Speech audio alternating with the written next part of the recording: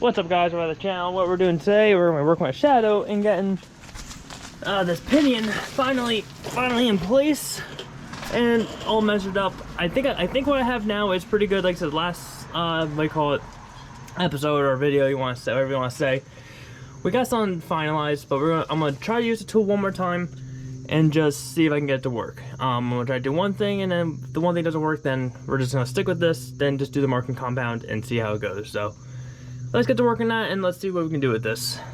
So guys, as I'm doing this, Shadow over there is trying to make sure that underneath the truck is all good, no leaks over there. She's doing a pretty good job. She's just laying over there to make sure everything's good. I'm proud of her. Alright guys, so I'm gonna take back what I said about the Jegs tool thing here. It works good after you learn how to use it. And I messed up the terms of the one thing. So, listen, this check block, all you're supposed to do is, let's see, take a look at that. Take your dial indicator. No, I'm gonna show you guys, because just in case you guys are doing this, I looked up a video, and one guy had a similar thing, and he didn't try to use it. That was an acorn, just so we all know. That sounded like it was a bomb or something. But you put it down to here. So I'm using the smallest one, so I use the smallest one down, of course. You zero it at that, and then you tighten this onto it so that it's level. Then all you do, set it up like this. This basically makes it level with the thing there, basically. In terms, it does that. You put this in here. Also, when you do this, keep mark of.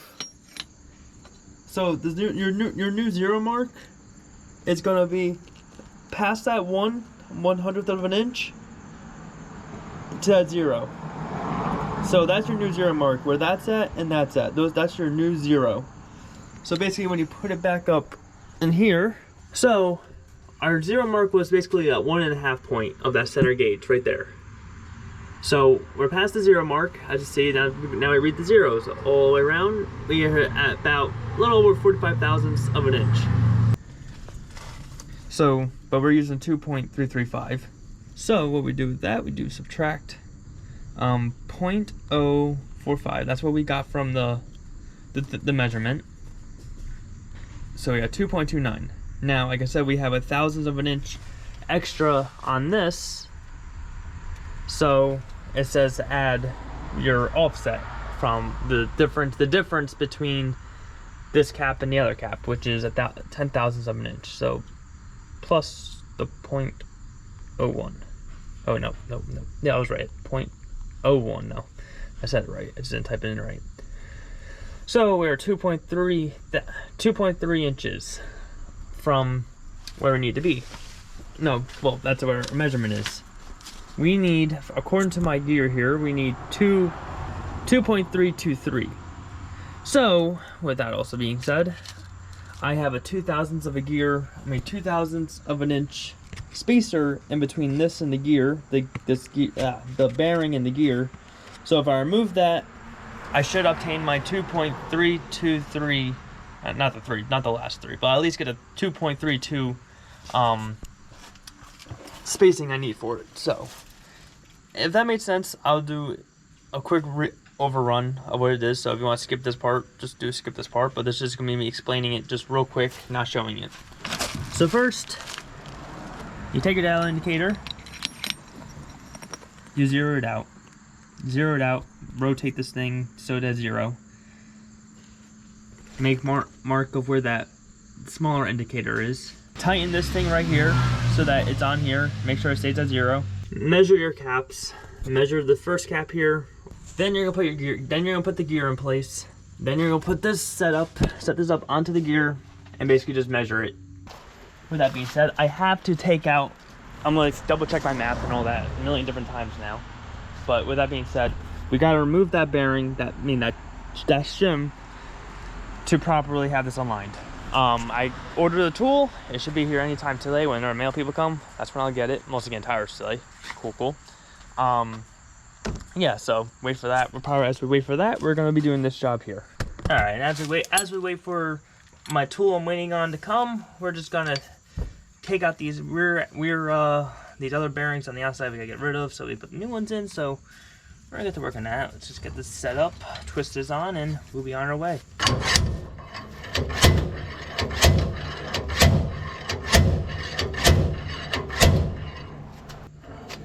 And she doesn't want to go.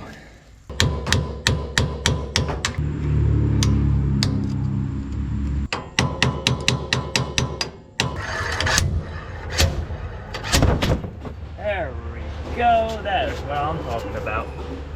Alright, got that bearing off, and now we're gonna get to the other side and get the new one in, new seals in and stuff like that, and we're gonna be done with this.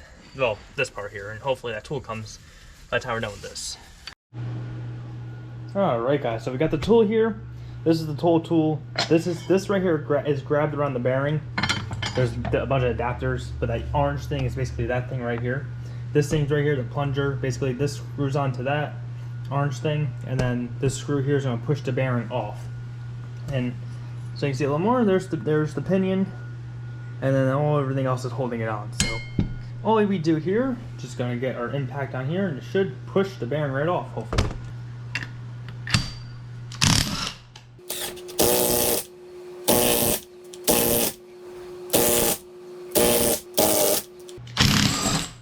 There we go. Basically now you unscrew this. That pops off. This orange thing should split. And there's the bearing. Bearing popped off, undamaged. I love this tool right now.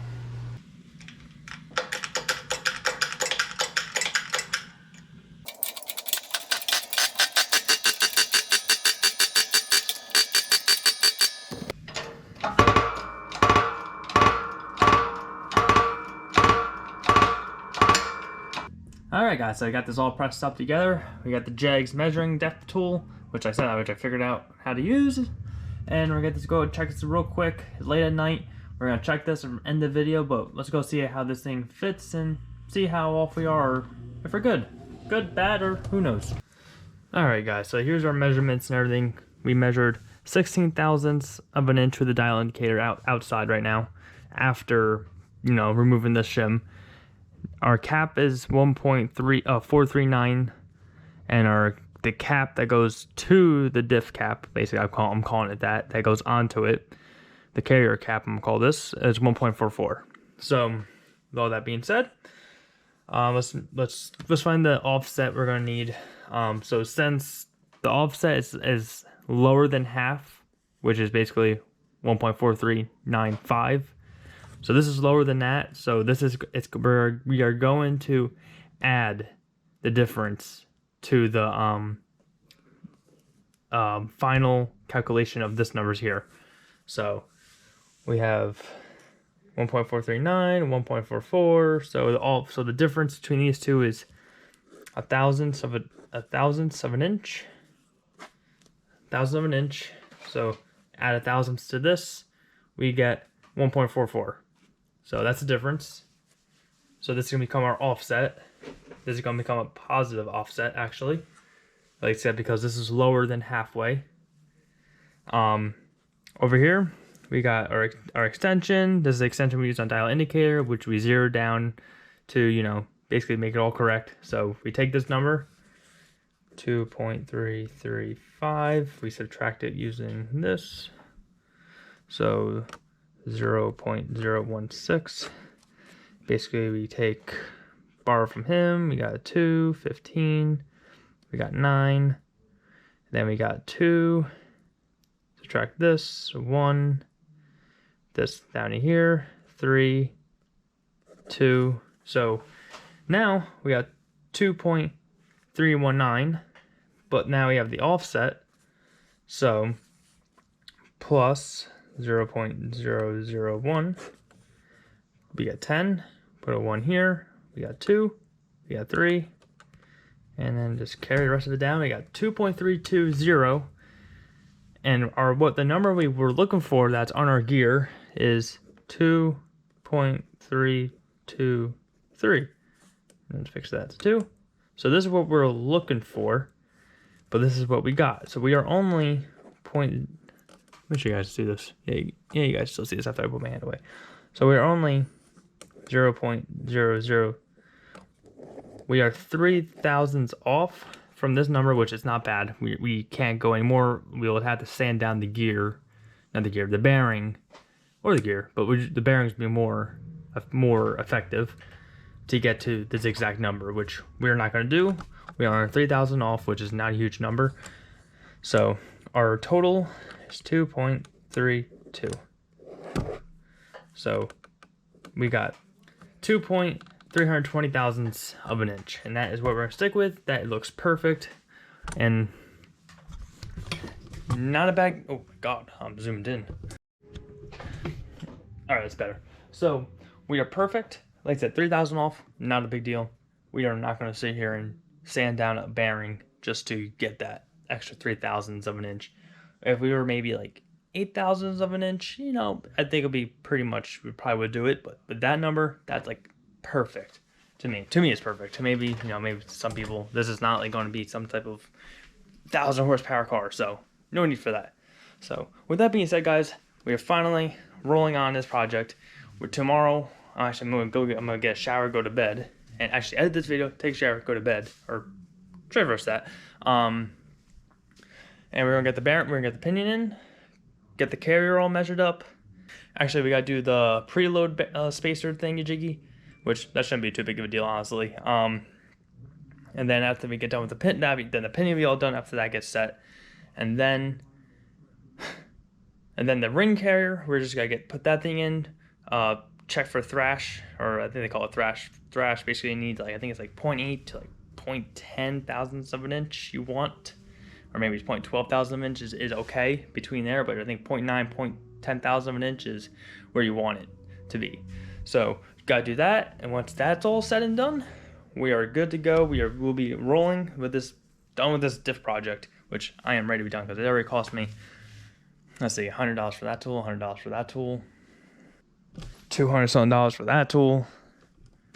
Yeah, let's do this. It's $500 almost into tools, just on the tools, and that's not including $100 in the bearing kit, $400 something in the ring and pinion, and fluids, and you know, there's not including that. So, all right. So other than that, guys, listen, if you guys enjoyed this video, please like down below, comment down below.